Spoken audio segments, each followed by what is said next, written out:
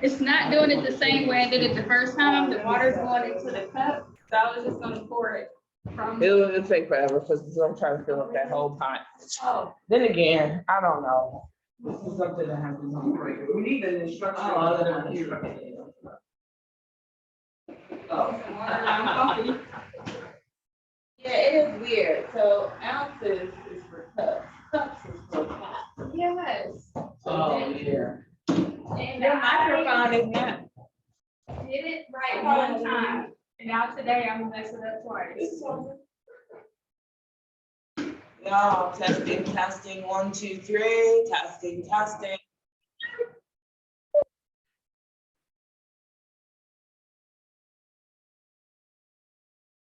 Awesome.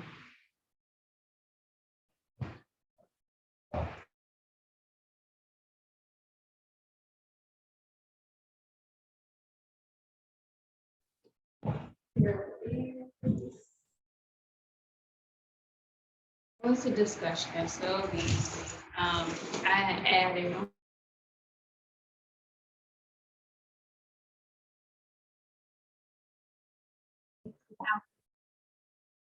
Okay. All right, so our intention with everything that we do, we always take a moment to be very intentional. So I want everybody to take a moment and just being able to open yourself right now. So as I read this intention, I want you to say it quietly to yourself.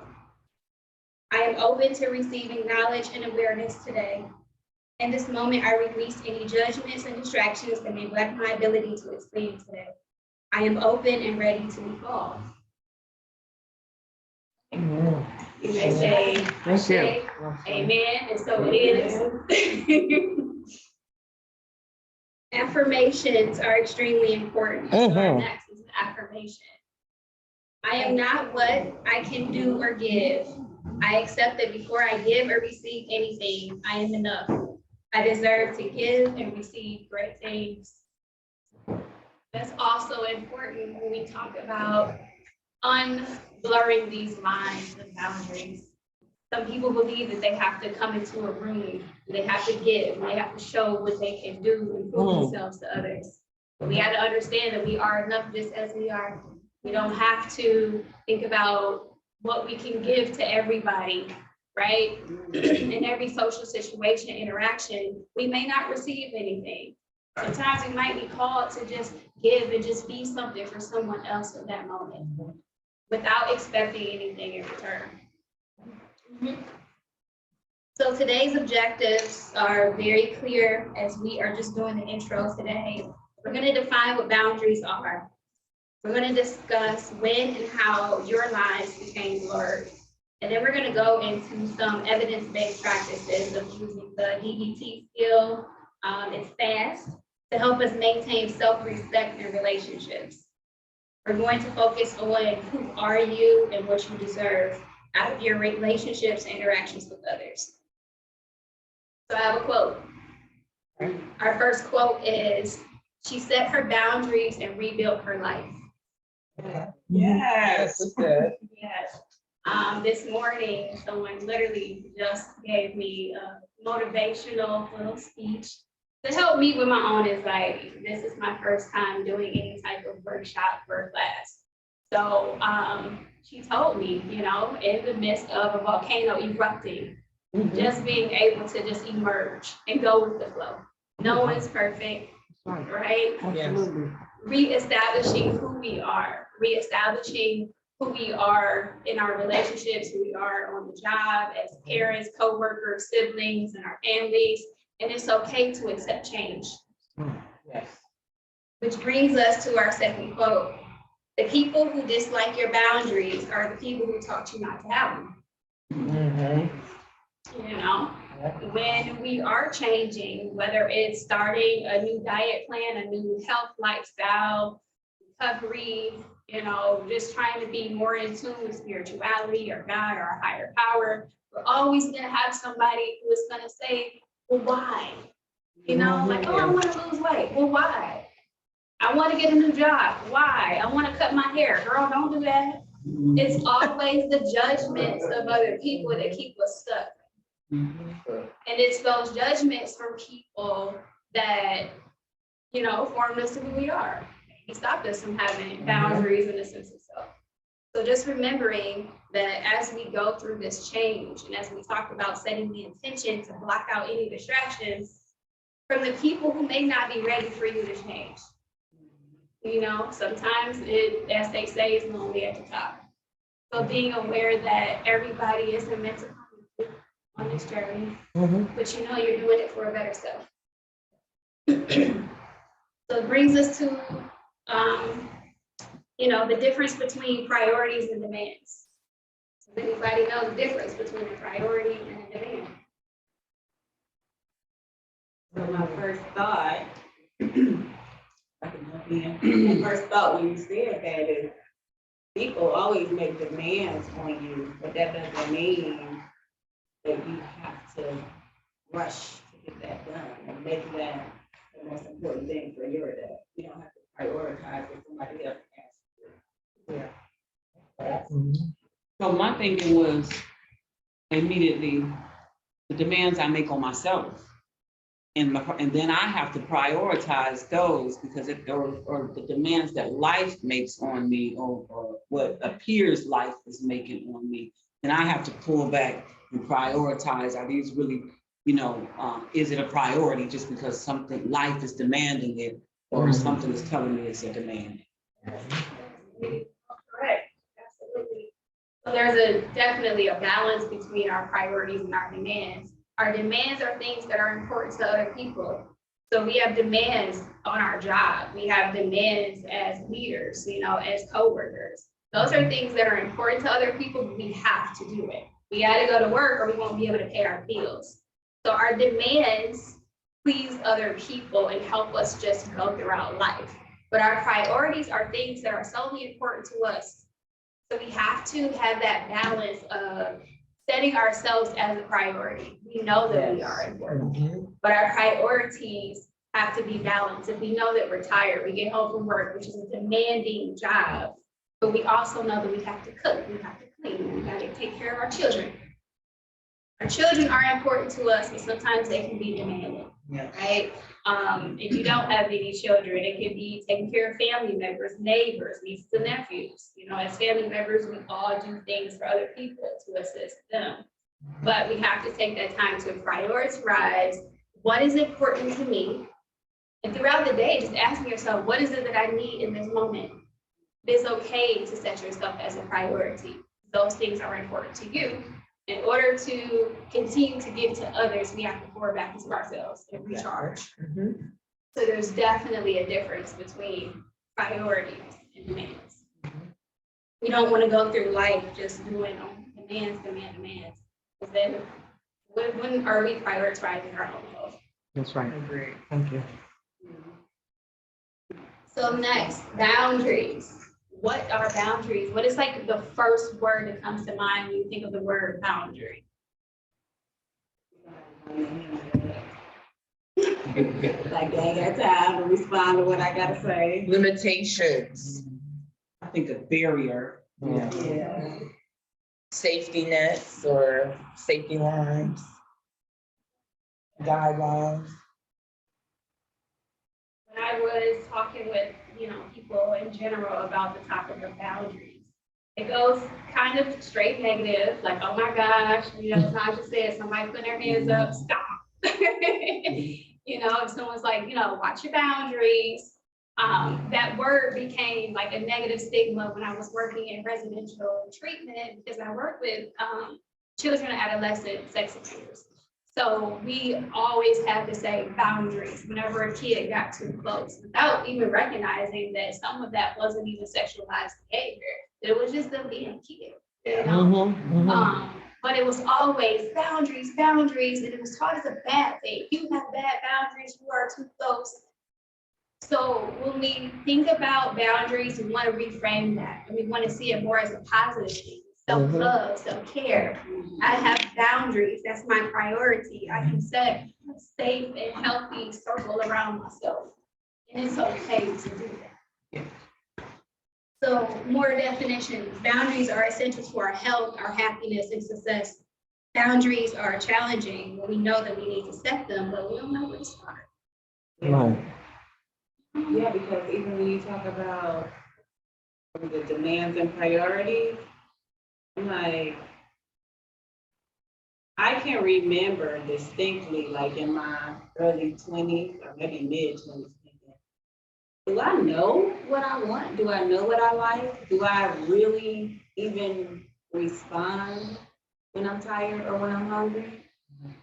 It's like, no, I respond to, it's the group, you know, being in college on the college campus. Is everybody hungry? Okay, let's go. Yeah.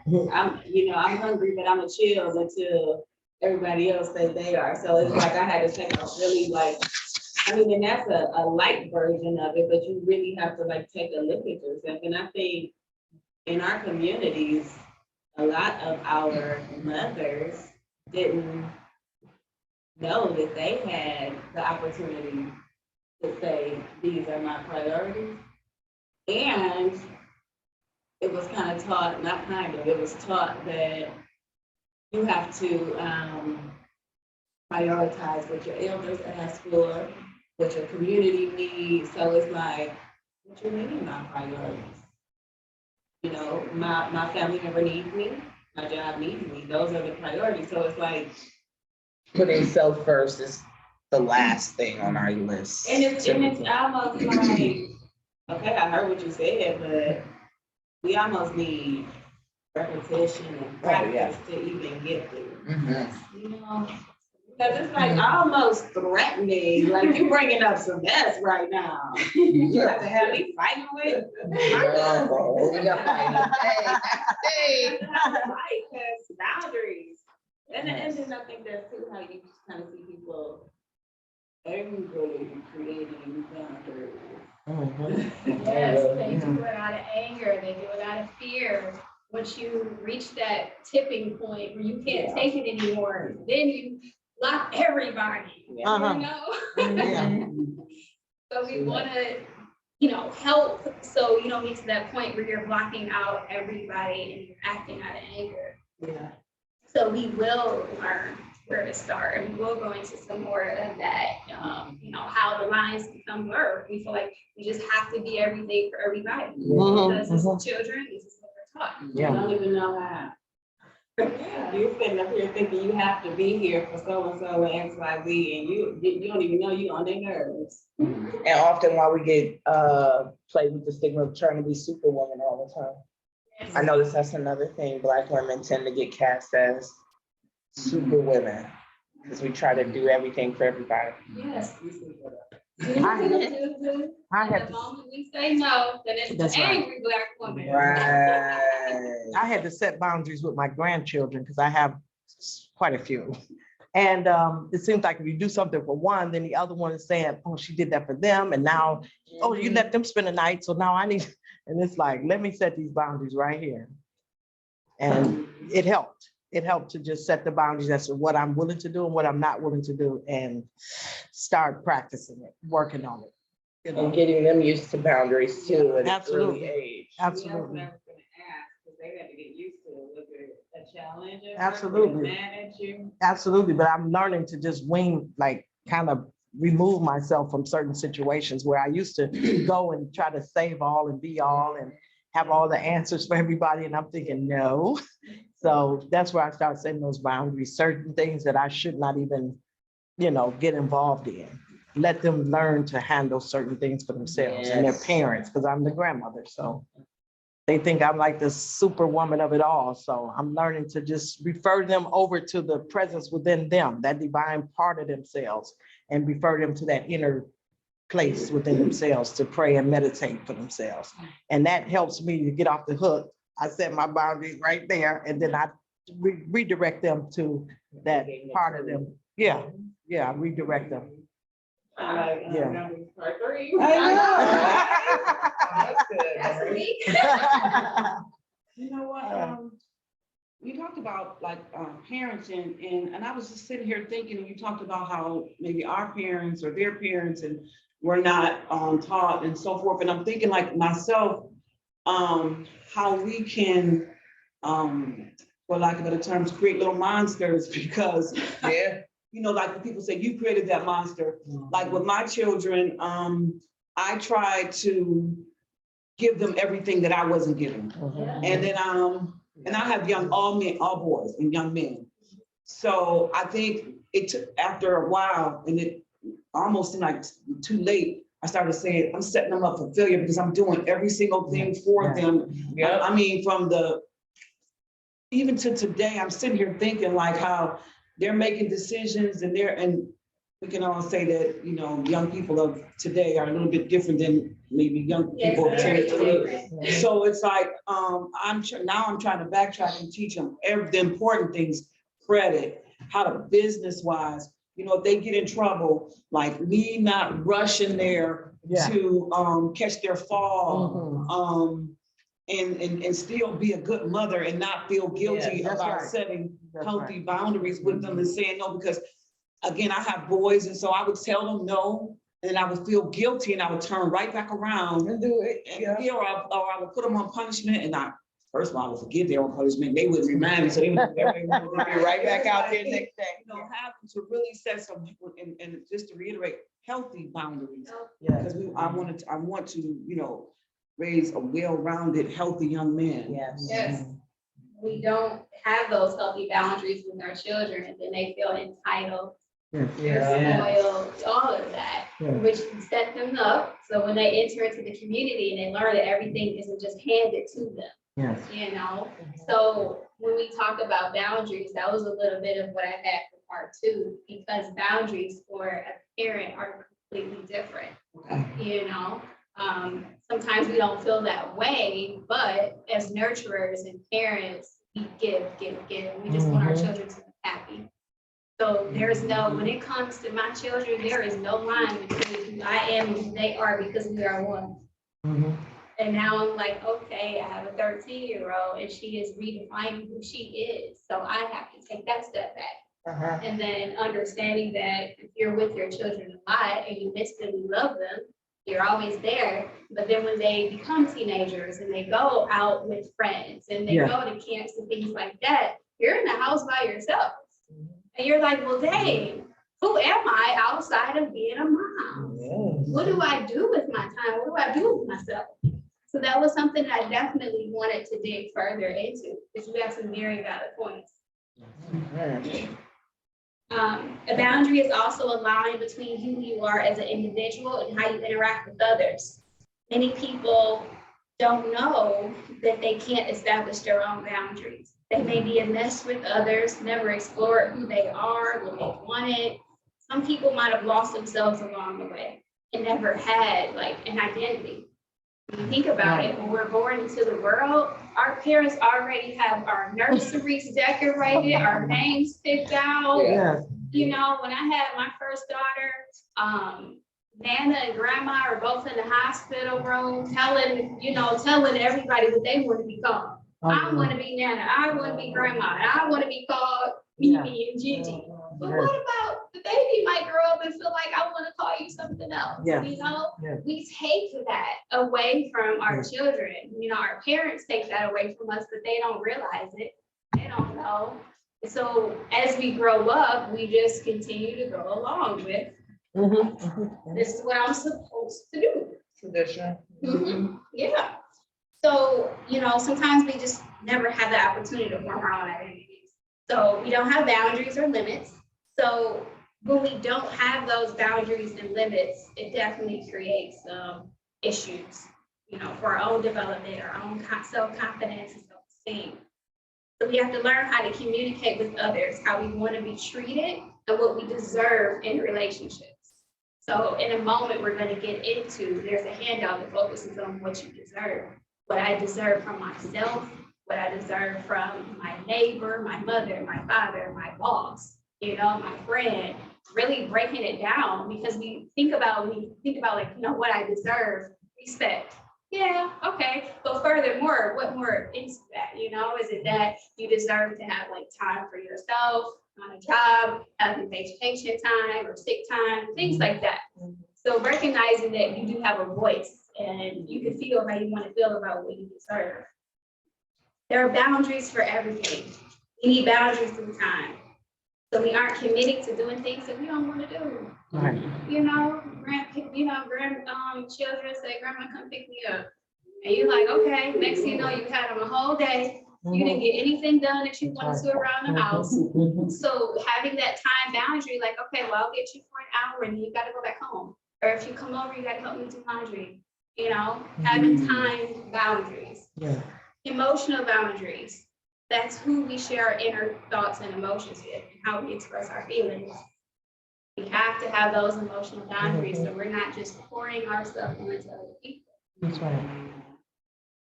Definitely. Mhm.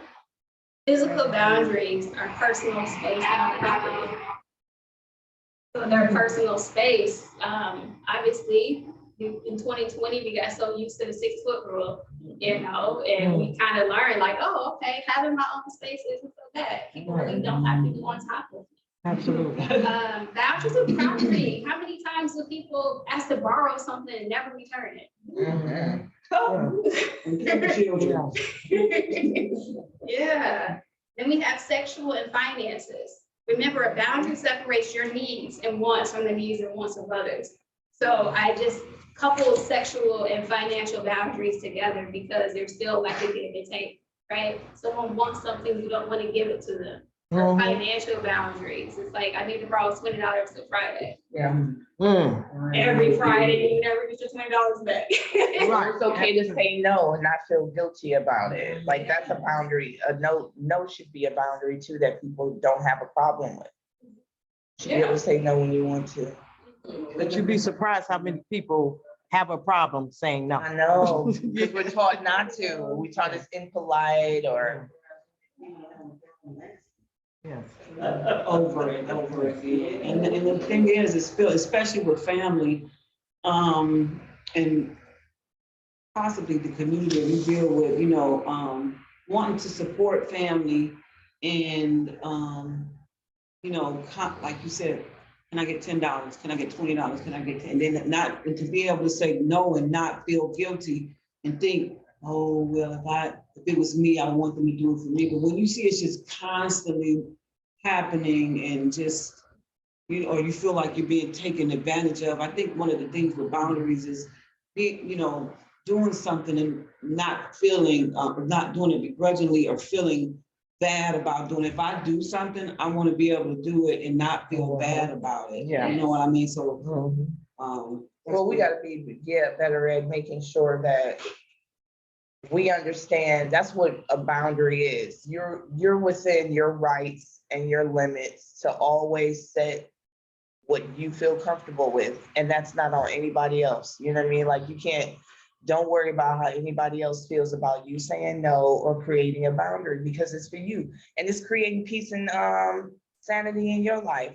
Not everybody's gonna be able to relate to that because that's not the guidelines that they live by, but I don't have a problem saying no anymore. I understand it's a space that I need to be in order to be safe, feel protected, and To get there. it did. It's some work. It's a lot of work. I feel like, I know this isn't right, but this is how I feel. My no, especially in family and friends, has to have a condition or an explanation. So not just, no, I can't do that errand for you. No, because, and I have to show them something valid, Right. which also opens the door. I think this is what Yes. happens. Opens the door for them to change your day around in a way that works for you. And then I get very, very angry, like, nah, I gotta do this because she want me. And it's like, say no. Right. But the comfort with no period, no complete sentence is, I don't have that comfort level. And I know a lot of us don't.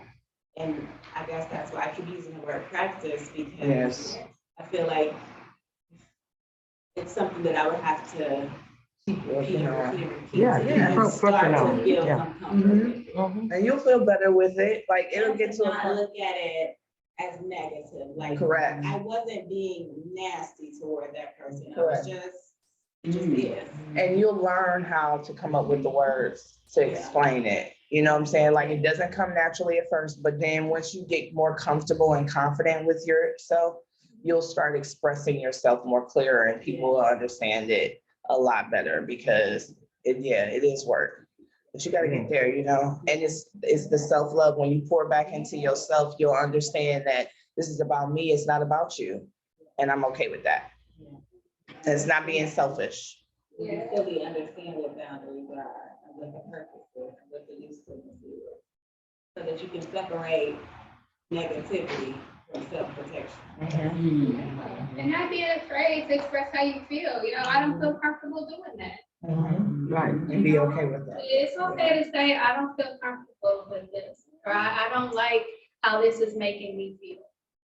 It is okay, because when we don't have those boundaries, people around us know we don't have boundaries. That's why they're so comfortable. Yeah, Yeah. They know, Very I true. can get her. Yes. But the moment that they see like, oh, she got feelings, she's acknowledging her feelings now, dang, That's right. you know? Right, exactly. For the first time, she said how she feels about it. I don't mean to keep prolonging it, but it actually, I'm finding that it actually creates discomfort for the other person too, when you're not straight up. And I'm noticing kind of after the fact situations with like friends or associates in the past where I didn't understand why things kind of fell apart or why we kind of lost contact, but it's because you're not expressing yourself fully if you're not being clear about what your desires are, what your needs are, what your boundaries are. And then you can get to the place where people are actually not really comfortable with you. But when you ain't gotta be mistelled like it is, but you can. Yeah. But it's confusing to deal with like a closed person. Yes. Or a person who's not being vulnerability is strength. That's how I feel. Yes, very good. I live by those words. I wanted to jump in there and say one thing about Live in that space. boundaries. Like a lot of times my grandkids or somebody may say, Right. let me see your phone. Let me play this game on your phone. Absolutely not. This phone is not to be played with. It's not a toy. Yeah. And I don't allow kids to play with my phone. And then they look at me like, what? She don't allow nobody to play with her phone. But they know now. They know, don't ask for my phone because it's not a toy and you will not be playing on my phone. And so that's a boundary I had to set right there, because if not, like, you know, I've seen they take your phone and add all these kid apps all over your phone. Mess And, it all you up. know, yeah. Change the password. Yeah. You know, can't get in stuff. Yeah, so that's a boundary I set right there. And watch my significant other while he has all this slow phone and all this drama on his phone. And then when you look at it, it looks like a kid's phone. It's like, what is up? Why did you let, oh, forget it. The kids, yeah. All those kid things are downloaded on that phone. And I'm like, good, I have a boundary set. There's no using the phone. Works for you. And it works, absolutely. And that's a good point too, where for him, it might work for him to say, here, take this phone and leave me alone. But for you, your phone is Oh, yeah. used for a different, Absolutely. for a different purpose. And you don't want that. So it's like, That's right. he don't have to do it the way you do it, and you don't have to do it the way. That's he do right. it. We don't. Those same children gotta respect That's each right. one's different boundary. Right. She would not let you play with her phone. Right. That's right. Yeah. Good boundary. You know, more when we lack boundaries, we lose track of who we are, because we're so used to focusing on what other people want or need. So we're gonna be focusing on our own needs. That takes us to hand out one. So outside of being a caregiver, who do you need to establish boundaries with and why? So number one says boundaries at the top, they're not numbered. It does say boundaries, clearing the bird Okay. eye. And then the quote at the top says, no one will listen to us until we listen to ourselves. Miriam Williamson. So outside of, I know that for Zoom people, if you guys have any feedback, if you want to type into the chat, or if you need to be unmuted for a second, you can definitely participate and answer and think about who do you need to establish your boundaries with. Do we have any questions from or comment? No, well, they were, on Facebook, they were just commenting that This was a needed discussion. Pamela Reed says this is very moving. She needed this. Shout out to Kelly. We got Khalifa. She's in here too. She said she loves this. You guys did great. Not a positive. Awesome. On Facebook. So when you say outside of caregiving, you mean outside of like your children or any family Yes, members? yes, because that's a whole nother level. If you're dating, you're gonna need some boundaries. Yeah. Let's go ahead and put that one out there now. And sip some tea. Absolutely. This is a hot mess out there. Parkour. Yes, they're. It's back here. Right. Right. So I think with that, just like even friends and not being fearful that you won't lose that relationship, that friendship, or it changes the dynamics of your friendship. Or sometimes, you know, if I do something for you or I'm there for you, or you do, or you're there for me, now I feel I'm guilt operating. I'm doing this out of guilt, and instead of sometimes saying, you know what, today I'm really tired. I wish I could. I appreciate everything you do for me, but today I just can't do whatever. So then I do it. Now I'm angry. It's out of rage. It's not a good feeling of, that's what I just keep coming back to. This boundaries are good, and it's just, but how am I setting them? Am I setting them, without fear of reprisal? Even again, back to your children, they're gonna start to act funny, or Looking at you crazy. again, or even grandchildren, just being able to say, and it's all about just for the best for myself, because I think it goes back to, like we said, healthy boundaries, healthy for everybody, but me in particular, so I can feel good and healthy about this decision. And so, because if I don't, then I'm emotionally and mentally drained, and that's not healthy. Mhm. So she made me think of something that I kind of think about in my like friend circle. Because sometimes, like you said, I'll feel guilt if I don't do it the way she does it. But then sometimes I'll think, this one is annoyed by a house full of children. This one already has multiple children, so bringing a few more isn't a big deal. So she might be great for babysitting, but don't ask her about babysitting. And why do we have to feel bad about it if, but she's good at, I don't know, jumping to the rescue when there's a disagreement and smoothing out the disagreement. So I look at it as kind of honoring people's values, but also honoring their, I don't want to say skill set, maybe personalities. Because Yeah. Yeah. Stress. I think sometimes we'll get mad at a person because they don't do it exactly the way we do. Mhm. But I'm not, like, for instance, my sister is very good at speaking up and advocating. That might not necessarily be my thing. I might be better at writing the letter. Yeah, that's right. So I can't be mad at her if she doesn't want to write a letter, and she can't necessarily be mad at me. Well, we can't be mad, but it's like, I won't expect her. And I guess over time of us interacting, I won't expect her to do the writing, and maybe she won't necessarily expect me to do the verbal act. Yeah. Because she knows that's not necessarily my strength. And I feel like, especially in like a sister circle or friend group or family, I think it's just really healthy to start to recognize and appreciate the strengths that people have. Right, and set those boundaries, absolutely. Mhm. We want to practice, yes, we need boundaries, but practicing and recognizing, bringing our own awareness to who we start with. So that was the reason why I had that question in there, is because we need to identify, like, well, who I'm gonna practice on first. These are all skills, Yeah, but who is somebody that I am comfortable and confident with saying no to? What is the situation that's really bothering me right now, and it's at the forefront of my list, and I really need to handle this, before it just drives me over the edge. Mhm. So once we have that situation, that person in mind, then we can kind of stick with that for, the rest of this. I think family members, I had to set boundaries in my mother's absence, I want to say, because she made her transition in 2015.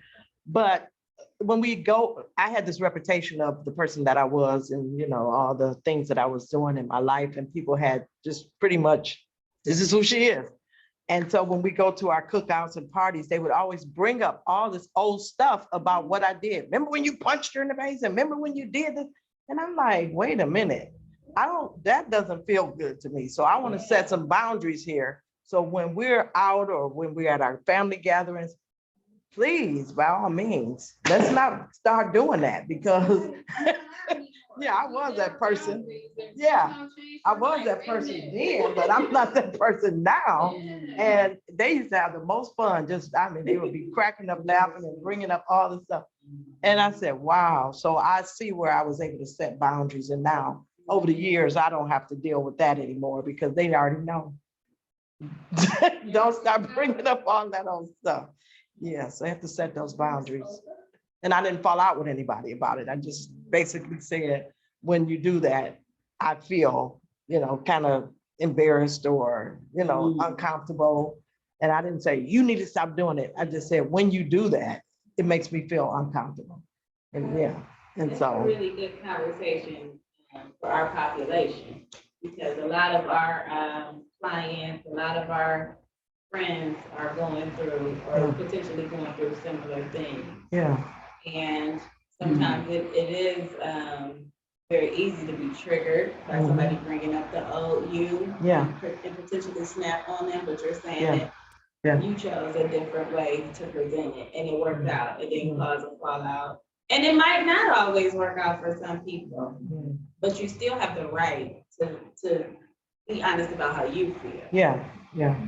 When you bring that up, it makes me embarrassed, or it makes me feel bad. And I think too, again, we kind of owe it to ourselves to be open and vulnerable and honest about how we feel. And you never know, even if in the moment people don't receive it well, over time they may start to say, yeah, I know that makes her feel bad. I know she doesn't like that. Yeah, So and that was it's a not really good necessary, absolutely. Yeah.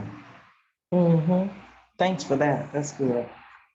So lack of boundaries, causes can include, fear and guilt. I'm afraid to set boundaries. I feel guilty when I have boundaries. Being afraid to say no because you don't want to disappoint people. We need to understand that we are not what we are and what we are not responsible for. So in every situation, we may not be responsible for that person's feelings. Unfortunately, we have to figure out which situations, everything is going to be different. We don't just, this isn't like a blanket statement for everything, like, oh, that's not my problem. But sometimes people can bring things to you and you're just like, I'm not responsible. Yeah. I'm sorry, that's unfortunate, but there's nothing I can do to help. That's right. So there are many consequences of not having boundaries, such as frustration, exhaustion, feeling unappreciated, and getting mistreated. So as I go through this list of ways that you can possibly be negatively affected by not having boundaries, once again, if you're on Facebook or Zoom, you can definitely type into the chat if you have any comments in this part. So when other people are like disrespecting us or not respecting our boundaries, may feel afraid to say no because we don't want to disappoint people. You don't speak up when you want something or when you're feeling mistreated. You frequently feel angry, resentful, and overwhelmed. You don't take time for self-care. And that can be because you plan on taking a nice bubble bath, but then the phone rings and somebody else needs something. You plan on it, and then you're like, oh shoot, I got a meal prep for the week. I gotta do this, I gotta do that. I don't have time for a bath. Let me just hop in the shower. Right? So we have to find that balance once again, priorities and demands. When we are nurturing ourselves, we are caring for ourselves. Run with that one too, because that is definitely my struggle because, you know, maybe we can call it poor planning on my part. But like I'll make the decision, okay, I am going to focus on some self-care. And then things come up. And then after the third thing comes up, I get fed up and I don't do it that day. And then I don't want to try it again the next time because so many things keep coming up to interrupt it. But what I'm having to force myself to do is say that this is what I want to do, give it a try, and then like without such a bad attitude towards it, kind of deal with the thing. And even if things come up to interrupt it, to the point that I can't even do it that time, still come back and try it again. Because I definitely like, I'm happy that it's summer because throughout the school year, everything that comes along with having school-age children just made me say, forget it. And then I'm, you know, sitting here realizing, when's the last time I did some yoga? You know what I'm saying? So I have to kind of like give myself some grace.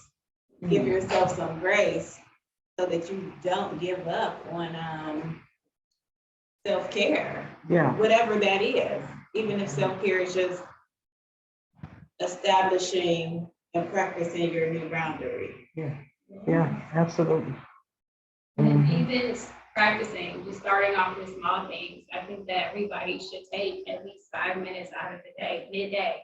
I like to do it 3 times a day, but it's a skill, you'll get there. When you first wake up, when the world is still quiet, before you look at a phone, an email, a chat, anything, you need that time with just you and your higher power and just in silence before you do anything. That's right. You know, so having that form of self-care, for some people that may look like before the children even wake up. If I need to set my alarm clock 20 minutes earlier, then I have to discipline myself to do that. So I can get in 20 minutes of stretching, prayer, meditation, yoga, whatever that is. And then when that second alarm goes off, time to start, you know, the world starts now. Yeah. So you do that to start your day so you can feel a sense of peace.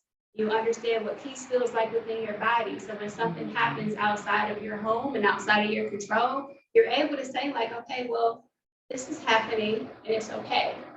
Instead of the people, you know, we get used to, for those people who wake up, snooze, snooze, snooze, and then they late and they rushing, it's no sense of peace. You wake up into chaos and you go out into the world with your own chaos. I know the people. It's like, oh my God. Yes. And then throughout the day, if there's a lunch break, if there's a meeting, you have like 5 minutes, or if you need to just hide in the restroom, take 5 minutes, do some breathing, you know, breathe in for 5 seconds, hold your breath for 2 seconds, exhale for 5 seconds, and just calmly ask yourself, what is it that I need in this moment? Oh, yes, that's powerful. Yes, it is. Yes, it is. 2 to 5 minutes, you could do that. And once you really start to do that and listen to yourself, what do I need? Do I just need some water? Do I need to tell myself you're doing a good job, girl? We on the day almost Love on over. yourself, yes. Yes, you need to affirm. And then at night, before you go to sleep, before you lay down, say your prayers, be thankful for the day, and just reflect, like, what is it that I accomplished today? How did my day go? All right, what is it that I need to release before I go to sleep? So you just rest peacefully. Sometimes we need to release other people's problems, right? Call back our energy into things that we've already given throughout the day. We released it. I call back all my energy because I'm gonna need it for tomorrow too. Right. So just acknowledge it that, and then we go to sleep. So if you could get to that 3 times a day, that's perfect. If you can do it 1 time a day, that's okay as well. But you want to be able to get that level of self-care, then you'll feel better. Like, wow, I haven't done yoga in 6 months, but at least today I did a couple yoga poses. I'm proud of myself for that. You did. I see now you keep, I put myself on question because you keep bringing up things that I'm slowly learning to give myself. But when you talked about what do I need to feel in this moment?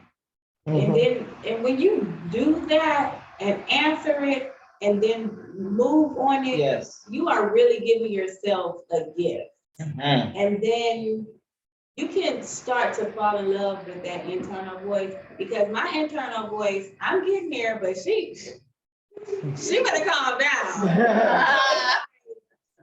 Girl, shut up, but she get better. Yes. She don't cuss me out as much. She got you moving. She be like She saying got you nice moving. stuff now. I be like, girl, you know me too. Okay. But it's like, again, it's a practice. I'm telling y'all, and it is like, it's like a slow shift. I'm telling y'all, she used to cuss me out so good.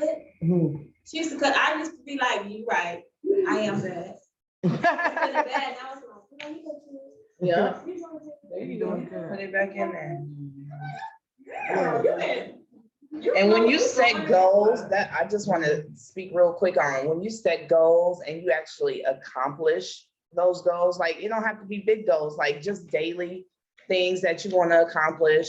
When you set goals and then at the end of the day, when you actually have accomplished things that you had on your list, you then start understanding your abilities to move different, and you see yourself differently. You see yourself as someone who can do things, accomplish things, successful. Yeah. And then it translates into other ways you move into life and how you pursue things. So start small and it'll add up and you'll see yourself growing.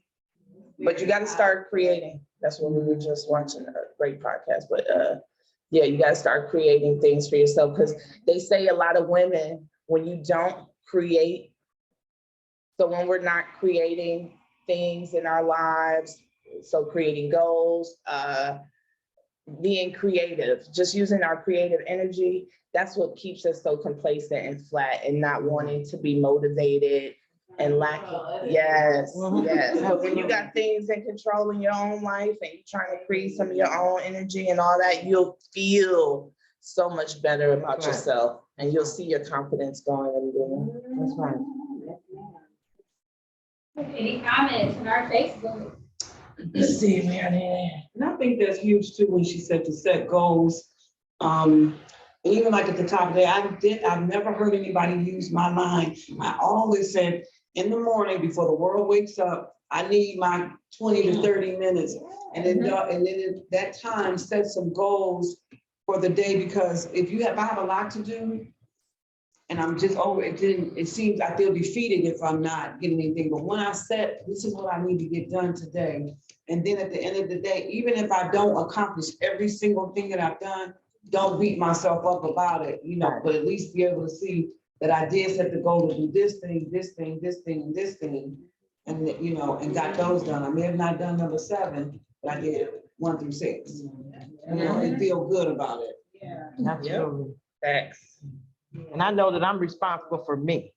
And I know that the way I feel, the way I'm talking or thinking or acting or reacting or responding, it's important that I understand it's all going on inside of me.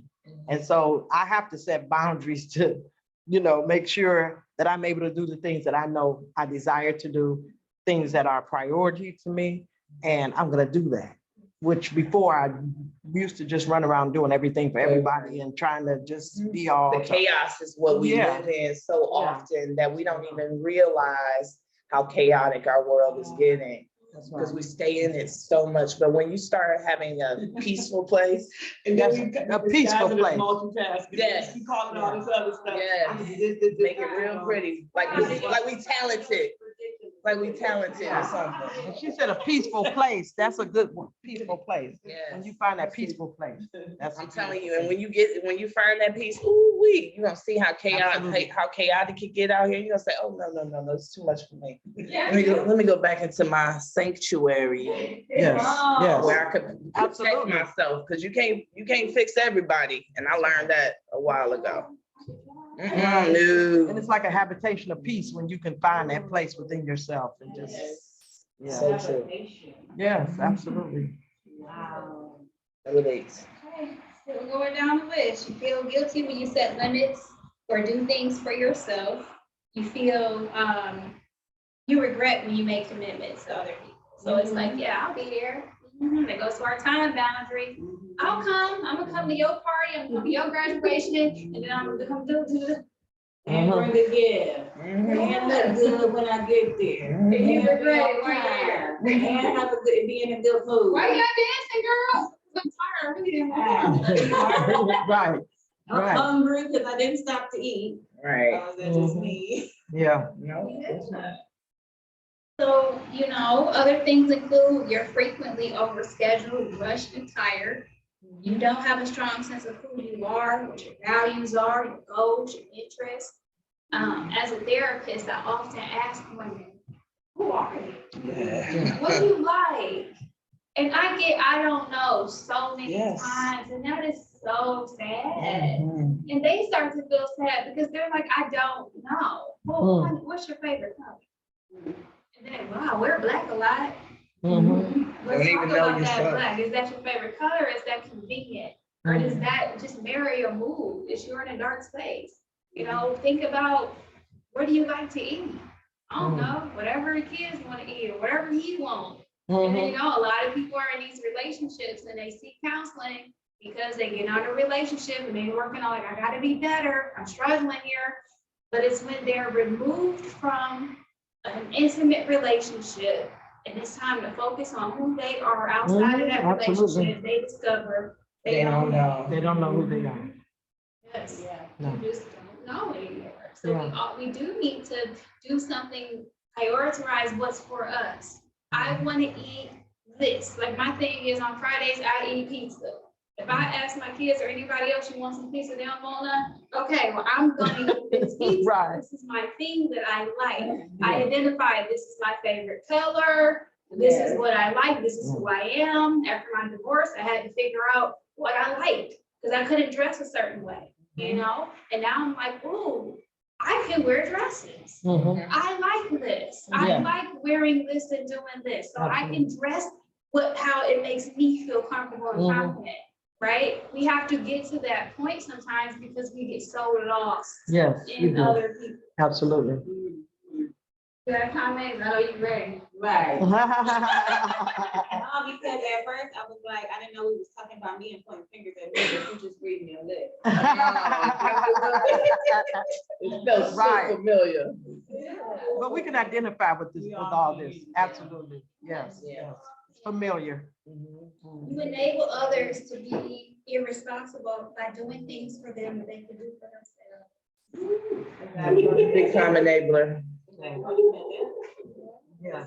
The code is so enabling, yeah, you enable a person by doing codependence is you need them to. Yes, and love being needed. Yes. Some people love to, you know what I'm saying, be in that space where someone needs them to do everything for them. Wow. And people take advantage of those people so often. But you got to remember that you set yourself up for those type of relationships by not creating boundaries. And when it gets to be overwhelming, then it creates the problems and the chaos. Next thing you know, y'all don't like each other. All because you didn't put that boundary in place that was needed for you. But you want to be a people pleaser. Girl, your eyes drifted off. No, they didn't. They look at you. One thing that came up for me just now was I realized when I first got in recovery, over a period of time, I was very controlling in everything I thought, said, and did. I was just a control freak. And so now, as I'm into the spiritual aspect of my life and knowing who I am and what I am, now I'm more willing to turn it over to a power greater than me. And with my different grandchildren and I always turn it over because I know you need to do this or you need to. No, I take a few deep breaths and then I just say, you know what? There is a power within you. There's a God, there's a higher power. And then I start telling them about that. So that's starting to work much better for me. So it really kind of lets me off the hook with trying to tell them what they need to do because most time they're not going to do it anyway. And so that control part that I had, I'm like, yeah, they think different than us. So my old ways is like, okay, well, that's what y'all did back then. So now I'm just like, okay, so you start thinking about that, you pray about that, and you start to, you know, go to God in prayer or go to your higher power in prayer or however you see that happening. And sometimes just meditate for a few minutes and just wait and see what comes up for you. And then you think about it, then we can talk about it after that. And so that just lets me off the hook all the time now, because And it breaks yeah, the cycle. Once you Absolutely. start teaching kids how to behave and think differently, absolutely. they don't grow up with the same anxiety and those same fears and things that held us back. They grow up and be strong, independent leaders and free thinkers and all that kind of stuff. So it's good. It's a good shift. Absolutely. Because sometimes I say, well, I might not be here forever. And so what are you gonna do if grandma's not here? And so you want to Don't we think all about that. worry Not about that? Absolutely. Are our children gonna be okay if we leave? Have we Yeah. coddled and held their hands so Yeah. long that if we ever left this earth, would Yeah. they be able to fend for Yeah, themselves? and I don't want to do that to my kids. I do not want to do that. There's a power way greater than me, baby, and may you find him now. Yeah, yeah. So it's beautiful. Yeah. I know, right? No longer want people to take advantage of us. You know, we don't wanna Absolutely. spend time, energy, and money trying to fix and solve other people's problems. Absolutely. Oh, Brother Brownie came in here and said, so important, boundaries are very, very key. Hi, Rhonda, thanks for joining us. Hey, Rhonda. So Niesha, and I was just sitting here thinking, like, we're talking about like people overstepping our boundaries, but I'm sitting here thinking like, sometimes me overstepping my own personal boundaries, it doesn't have anything to do with anybody else. Being able to know my limitations would be a better word. Like, again, not trying to be all to everyone in the name of service or helping, and then also control. Like being able to pull back and say, you know what, I don't even need to put my hands in that. And that's like, so nobody's doing anything, but I see something where I feel like it could go this, and then just like really setting a boundary, a healthy boundary to myself to keep me sane. Like, let me keep my hands out of that. And like Mary said, once you get into the spiritual realm, really understanding that, you know what, I'm pretty confident that spirit can do this better than I can. That's right. Just keep my hands right. out of it. But sometimes, you know, my brain is like, okay, some people call it control. I call it leadership skills. No, you can't control them, Jackie. Like, and somebody said something really profound to me one time years ago, about my children. I was just trying to control it, and they said to me, well, how do you expect them to get it right every time, and you can't get it right every time? You're an adult. I was like, wait a minute. Pull back, and I could just breathe and rest, and understanding that there's a natural flow of life, and my job is to try to get into that flow and not control it. You know what I mean? And set some boundaries on the personal, interpersonal boundaries, like just stopping and taking those deep breaths. And sometimes even the simplest things is if I'm getting ready to go out the house and I'm just slow my movement. And so you won't be on time, you won't get there. Just slow everything down just to keep some sanity. So that first question, well, who do you need to establish boundaries with? Ourselves first. Right. Absolutely. Absolutely. And now, you said yes to helping people, because we want to be perceived as good. Yes.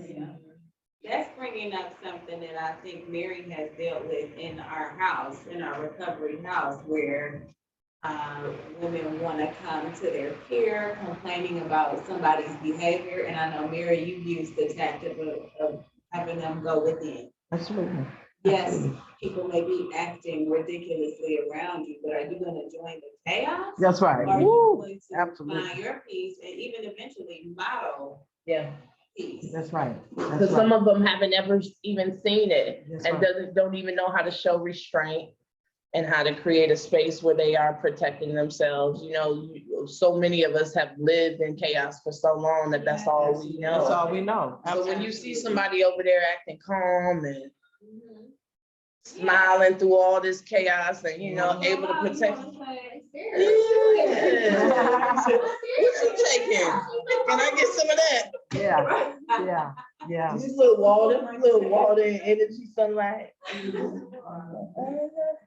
And you want people to want what you got. If you want them to see that you are modeling something, and then they say, oh, well, I want what you got. What you been doing? It's contagious. Yeah. You'll notice that people start picking up on your energy, and when you're able to really stay in a calm space, when there's a lot of chaos going around you, that attracts people that want it. You know, people can see it, people feel it. You'll start hearing feedback, people asking you questions, want to know what you do, how you got there, what you doing tomorrow and all that, because they want to be your friend. Yeah. Next thing, people gravitate towards good energy, and creating boundaries allows you to just be able to focus on some of that Yes, positive see. energy Yes, see. sometimes. Absolutely. That's good stuff. Good stuff. All right. So it brings us back to clearing the blurred lines. We acknowledge that our lines are blurred. We know who they are blurred with. But how and when did the lines become blurred? As children, we're taught to please others. We're rewarded when we listen, follow directions, and did what was asked of us. The reward feels good, and we keep doing what others want us to do in order to get the reward. But the fear of being punished and the fear that not getting the reward, we start pretending to be what we're not, just to please others, just to be good enough for someone else, like our mother, father, church, teachers, classmates. We pretend to be what we're not because we're afraid of being rejected. The fear of being rejected becomes the fear of not being good enough. And that comes from the 4 agreements. Oh, yeah, The 4 Miguel. agreements, yes, awesome. So that's page 7 and 8. I'm gonna write that down. Those of you, yes. When we talk about the fear of being rejected, we are so fearful as children, of course, because we want somebody to play with us. We want to be picked for the kickball team. You know, when we were kids, I know in middle school, it was always about dressing alike. You know, everybody, you gotta wear this tomorrow, you gotta look this way and be this way. So out of fear, we just keep going. And as Niesha was saying, in college, I can remember after, like, all the athletes used to eat together. So after track practice, basketball and everything, we all just clicked together and we met in the front of the diner and we walked in together. I went to a predominantly private white college on Bob Evans Farm, so that tells you a lot in itself. You know, we all stayed together. We ate together. We went to the mall together. Everything together. So if someone was to be like, "Oh, I'm hungry," and go in first, then it's like, "Oh, how dare you? You think you all day? You couldn't wait for me. You didn't call my room." You know, because we have to do this together, and it's like you can't have a sense of self. You have to stick together. Oh, yeah. So it's not until, you know, in our 20s, we're still developing this, but in our 30s, and as we get closer to 40, that's where we're like, I can break that mold. I don't have to be accepted anymore. I can be me. That's right. But still, that's 30, 40 years of life that we spend pleasing others and trying to be good enough. So that's, you know, that's how our lines become blurred. We want to be good enough. Then we get into people pleasing. People pleasing is what we do when we try to control other people's perceptions of us. Once again, we want to be seen as a good person. But what's good? Right. You know, we're good because when we're at parties and stuff and everybody say take a shot, we gotta take a shot. If you don't take a shot, it's like, why are you not drinking? You know, why are you not doing this? Why are you not doing that? But because we want to be perceived as good, then we gotta do whatever a good person would do. Let the neighbor borrow sugar, cool. But now they want to borrow my car. Right. I want to be good, so I'm just do it. And we're so, you know, we get used to just being perceived as good. They're happy and we suffer. We're miserable because we have given everything away. So people pleasing is what we do. We want to be liked or accepted. So people pleasers overgive because they fear rejection and abandonment. Which brings us to our next part. You know, when was the first time that you felt like you had to mold to be something that you're not, just to fit in or just to gain approval? Anybody got any stories? Can you repeat that?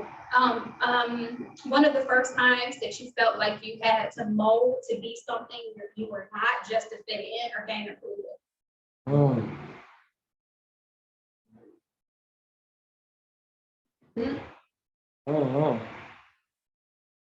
I have one. I remember being in elementary school, Shaker. The song Poison came out. I don't remember who sang it, but baby girl, it's poison. Okay, so the song came out and the video that came on, it came out the night before. And I didn't see it, but everybody at school was talking about Poison. And they singing the song and doing all the dances. Yes. Like, Niesha, you LPCC? I'm like, yeah. They're like, how'd it go? Oh, you got called out. You don't know. I didn't know. But Right. everyone else saw it, so I had to act like I saw it too, and I want to dance and I want to sing. Oh, wow. But I remember being in elementary school, and I kept doing that. That's why, I just got bullied and stuff, because every time something happened, I'm like, yeah, me too. No, girl, you didn't. Right. In Just to feel like life, you I know. learned, like, just tell the truth. No, I Yeah. didn't see that. Now I'd be like, no, I don't know. Right. But I Valuable remember that lesson time. learned. Yeah, I wanted to fit in and be cool and do all this singing and the dance moves and the videos and stuff. So that was the time that I could recall. Anybody else? Have one feel free to share. Oh, yes, our question. When was the first time or earliest recollection of when you molded to be something that you're not or did something to fit in?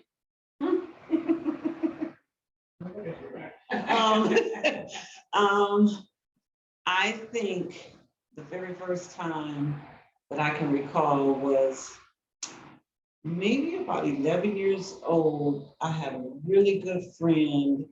Her name was Chrissy. And she had the type of parents that, she would talk back to her and all that stuff. I didn't. And I remember she coaxed me into smoking. And we were smoking, and her mom walked in, and back then it was 10 garbage cans with the top. Oh, yeah. And we just jumped up, put them in the garbage cans, but we had the smoke in our mouth still. So we just sitting there while her mother's talking, but we can't talk back because we got smoke in our mouth. And I just remember afterwards feeling sick, but wanting to fit in. And my mom, then her mom telling my mom, and my mom having that conversation with me.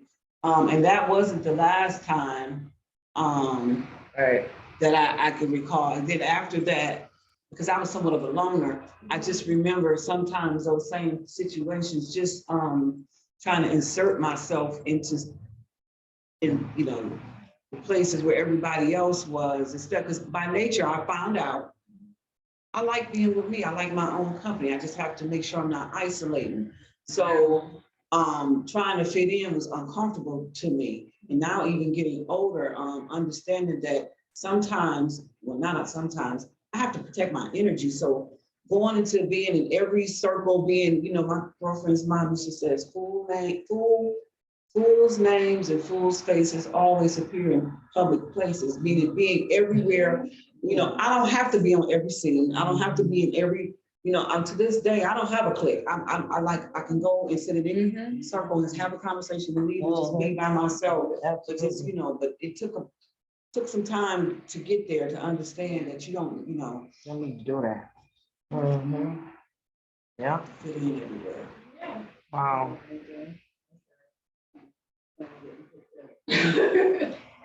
So, yeah, and that takes us to our affirmation, I am enough. I am enough just how I am. Absolutely. And it was, like you said, later on in life, when you figure out, like, wow, I didn't really need to fit in because I really like being by myself. I didn't need to do all of that. But we spend teenage years exploring. We spend 20s having fun, doing things. And then once we get 30, 40, that's where like, I don't want to do any of that. I never liked it. Right. Absolutely. I recently watched this young lady. She was a preteen, but she was just talking about how adults don't really know how to talk to their kids. So she was talking about how openly, how her and her mother have an open relationship, meaning she's just allowed to communicate freely with her, and how strong and confident that made this young lady. I had never seen a young lady with this much confidence, but it was because she wasn't afraid of who she was or who she was becoming. Think about how confusing teenage years are, and just trying to discover yourself and figure all that out on your own. And all those questions you have that you can't ask nobody because you don't feel like you got anybody you can talk to.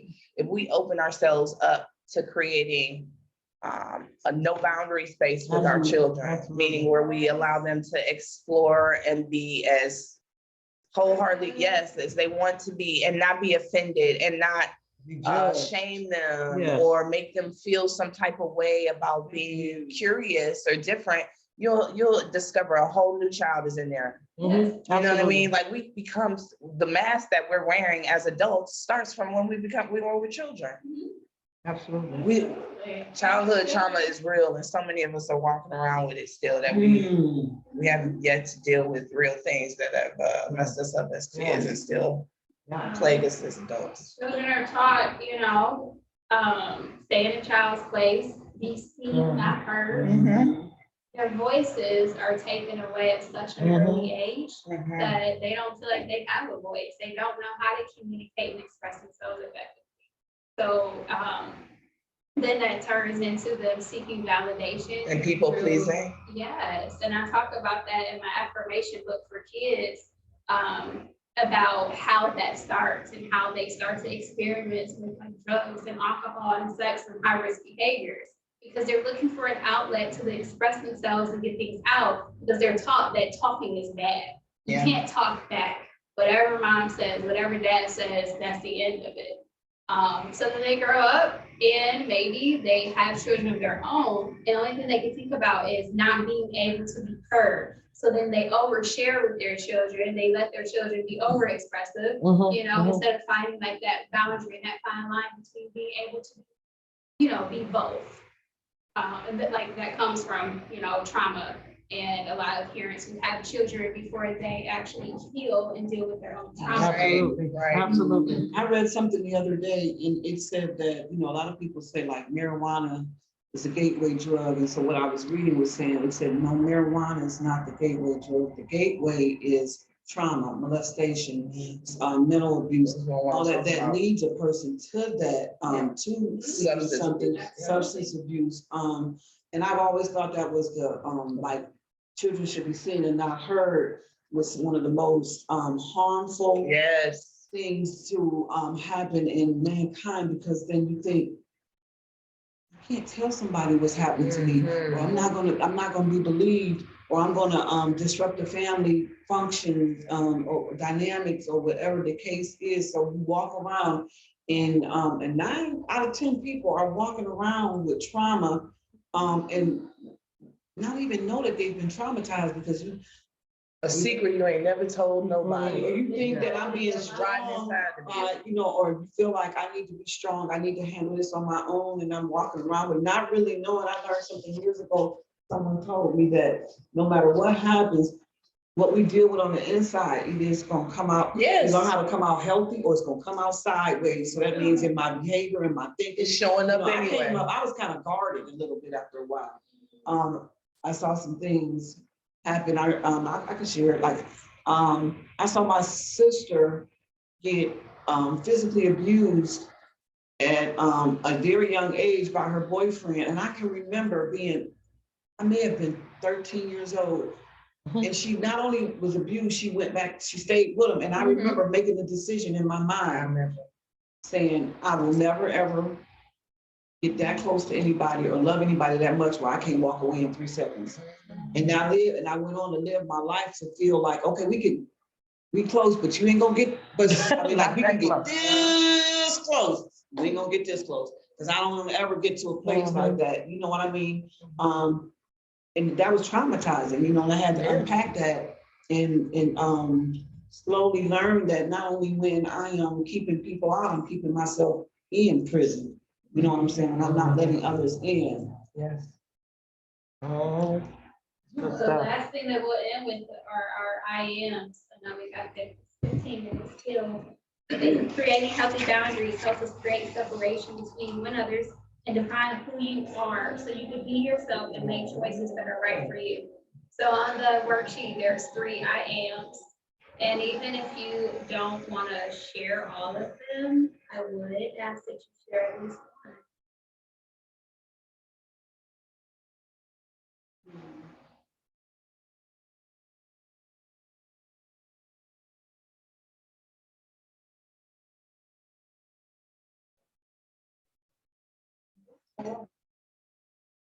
It is. This is how you practice skills. I am woman. I put focus, intentional, and grateful. There you go. Because when you know, you know. That's right.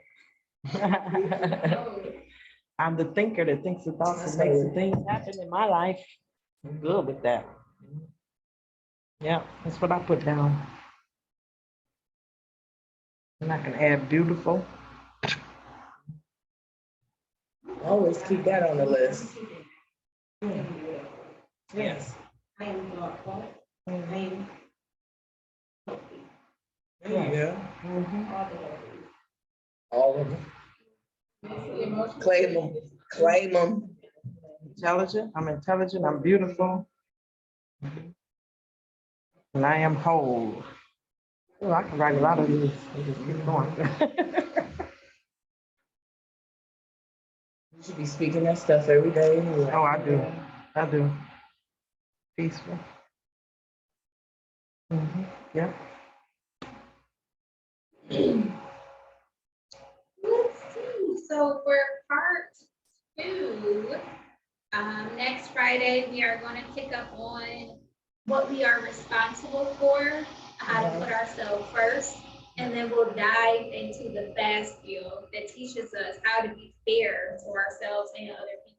We did a lot of discussion about what happens when we say no. What happens when they initially ask us for something or we're faced with a situation, and we have to determine, is this a boundary for myself? Do I need to say no? Niesha, don't say yes to this, don't do that, stop working, go sit down.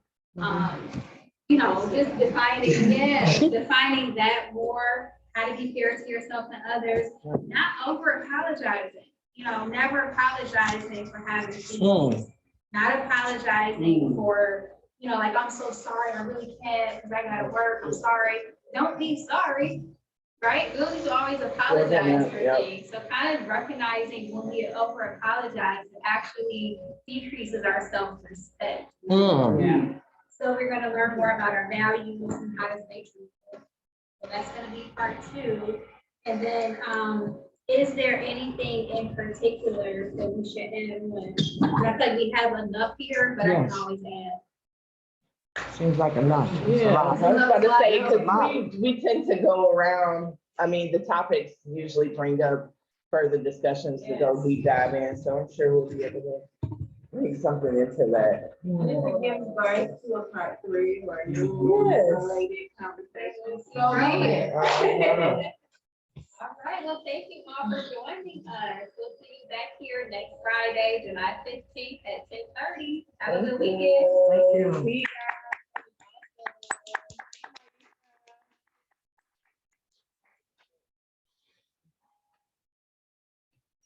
Okay, awesome.